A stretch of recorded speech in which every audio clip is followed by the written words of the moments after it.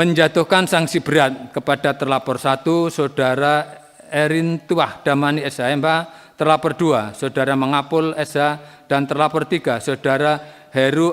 Komisi Yudisial jatuhkan sanksi pemecatan kepada 3 hakim yang vonis bebas Ronald Tanur.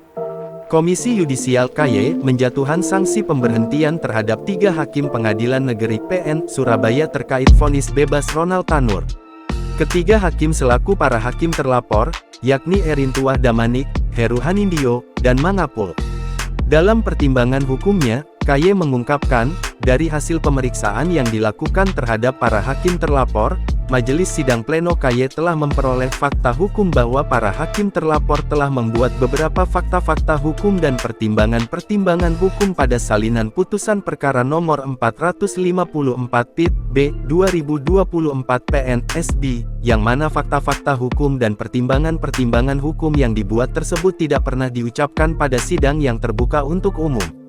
Sebaliknya beberapa fakta dan pertimbangan hukum yang telah dibacakan pada persidangan yang terbuka untuk umum, justru tidak muncul dalam salinan putusan, ucap Kabid Waskim dan Investigasi KY Joko Sasmita dalam rapat konsultasi dengan Komisi 3 DPR RI, Jakarta, Senin, tanggal 26 Agustus tahun 2024. Menjatuhkan sanksi berat kepada terlapor 1, Saudara Erintuah Damani SH, terlapor 2, Saudara Mangapul SH, dan terlapor 3, Saudara Heru Anindyo SH MH LLM, berupa pemberhentian tetap dengan hak pensiun, mengusulkan kepada terlapor diajukan ke Mahkamah Agung melalui Majelis Kehormatan Hakim.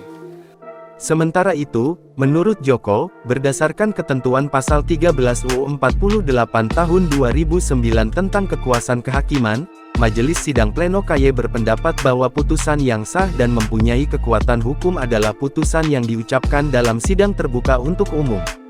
Terkait hal itu, KY menilai, ketiga hakim tersebut kurang berhati-hati. Di sisi lain, kesalahan yang dilakukan para hakim tersebut dinilai sebagai pelanggaran yang cukup serius.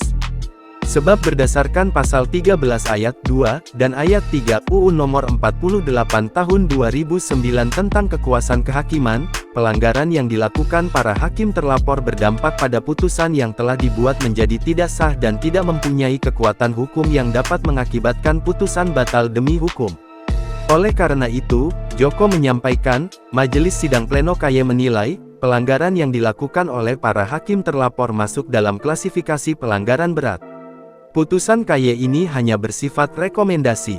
Selanjutnya, KY akan bersurat kepada Ketua Mahkamah Agung RI, perihal usul pembentukan Majelis Kehormatan Hakim MKH, yang ditembuskan kepada Presiden, Ketua DPR RI, Ketua Komisi 3 DPR RI, dan para terlapor. Download Tribun X sekarang, menghadirkan lokal menjadi Indonesia.